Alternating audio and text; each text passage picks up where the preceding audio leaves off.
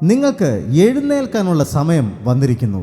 എഴുന്നേറ്റ് പ്രകാശിക്കാനുള്ള സമയം, ദൈവത്തിൻ്റെ തേജസ് നിങ്ങളുടെ ജീവിതത്തിൽ വെളിപ്പെടേണ്ട സമയം വന്നിരിക്കുന്നു.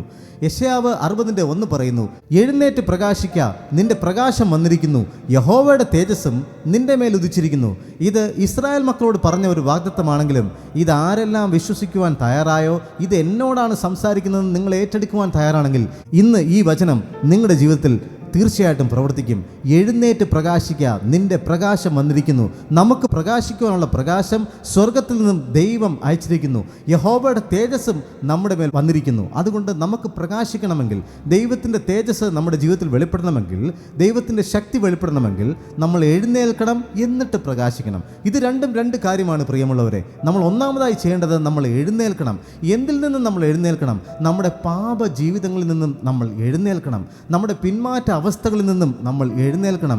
ദൈവവചനം വായിക്കുവാനും ധ്യാനിക്കുവാനും മറന്നുപോയ നമ്മുടെ ജീവിത അവസ്ഥകളിൽ നിന്നും നമ്മൾ എഴുന്നേൽക്കണം. അതുപോലെ തന്നെ നമ്മുടെ പ്രാർത്ഥന ഇല്ലാത്ത ജീവിതങ്ങളിൽ നിന്നും നമ്മൾ എഴുന്നേൽക്കണം. ദൈവവുമായിട്ടുള്ള കൂട്ടായ്മ നഷ്ടപ്പെട്ടു പോയ അനുഭവങ്ങളിൽ നിന്നും നമ്മൾ എഴുന്നേൽക്കണം. എഴുന്നേറ്റാൽ മാത്രമേ നമുക്ക് പ്രകാശിക്കുവാനായിട്ട് കഴിയുകയുള്ളൂ. എഴുന്നേറ്റ് പ്രകാശിക്കുക. ഇന്ന് സ്വർഗത്തിൽ നിന്നും ഈ വെളിച്ചം നിങ്ങളുടെ മേൽ അടിക്കുകയാണ്. ദൈവം പറയുന്നു, എഴുന്നേറ്റ് പ്രകാശിക്കുക. ഇന്ന് നമ്മൾ ദൈവത്തിൽ നിന്ന് ഒത്തിരി അകലെയാണെങ്കിൽ ഒരു ചാൻസ് കൂടെ ദൈവം നമുക്ക് തരുകയാണ്, വീണ്ടും ദൈവത്തിൻ്റെ മക്കളായിട്ട് മാറുവാൻ.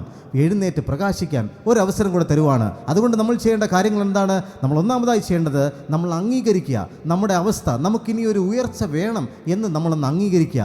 നമ്മൾ ദൈവത്തിൽ നിന്നും അകന്നു പോയി നമ്മുടെ തെറ്റുകളെ നമ്മൾ അംഗീകരിക്കുവാൻ നമ്മൾ തയ്യാറാകണം. രണ്ടാമതായി നമ്മൾ ചെയ്യേണ്ടത് ഒരു തീരുമാനം നമ്മൾ എടുക്കണം. ഞാൻ പ്രകാശിക്കും, ഞാൻ ഇതിൽ നിന്നും എഴുന്നേൽക്കും എന്ന് ഉറച്ച ഒരു തീരുമാനം. ഈ സ്വഭാവങ്ങൾ ഞാൻ മാറ്റി പുതിയൊരു ശീലം ദൈവം പറയുന്നത് പോലെ ഞാൻ ചെയ്യും എന്നൊരു തീരുമാനം നമ്മൾ എടുക്കണം. മൂന്നാമതായി പാപത്തെ വിട്ടെറിയുവാൻ നമ്മൾ തയ്യാറാവണം. പാപ സ്വഭാവങ്ങളെയും നമ്മുടെ തെറ്റുകളെയും ഒക്കെ വിട്ടെറിഞ്ഞ് ദൈവത്തിന് വേണ്ടി എരിയുവാനും ദൈവത്തിൻ്റെ തേജസ് എൻ്റെ ജീവിതത്തിൽ വെളിപ്പെടണമെന്നൊരു തീഷ്ണത നമുക്കുണ്ടാകണം. നാലാമതായി ക്രിസ്തുവിനെ നമ്മൾ സ്വീകരിക്കുവാൻ, ദൈവത്തിൻ്റെ വചനത്തെ നമ്മൾ സ്വീകരിക്കുവാൻ നമ്മൾ തയ്യാറാകണം. അഞ്ചാമതായി പരിശുദ്ധാത്മാവ് നമ്മുടെ ജീവിതത്തിൽ തരുന്ന ഫലങ്ങൾ പുറപ്പെടുവിക്കുവാൻ നമ്മൾ തയ്യാറാകണം. ഈ 5 കാര്യങ്ങൾ ചെയ്യുമ്പോൾ നമ്മുടെ ജീവിതത്തിൽ നമ്മൾ എഴുന്നേറ്റ് പ്രകാശിക്കും. മറ്റുള്ളവർക്ക് നമ്മൾ അനുഗ്രഹമായിട്ട് മാറും. നിങ്ങൾ ലോകത്തിൻ്റെ വെളിച്ചമാകുന്നു. ക്രിസ്തു നമ്മുടെ ജീവിതത്തിലേക്ക് വരുമ്പോൾ, കർത്താവിനെ നമ്മൾ അംഗീകരിച്ച് കഴിയുമ്പോൾ നമ്മുടെ ജീവിതങ്ങൾ പ്രകാശിക്കും. അത് മറ്റുള്ളവർക്കും ഒരു അനുഗ്രഹമായിട്ട് മാറും. അതുകൊണ്ട് ഇന്ന് നമുക്കൊരു തീരുമാനമെടുക്കാം, എഴുന്നേറ്റ് പ്രകാശിക്കാനുള്ള തീരുമാനം. God bless you.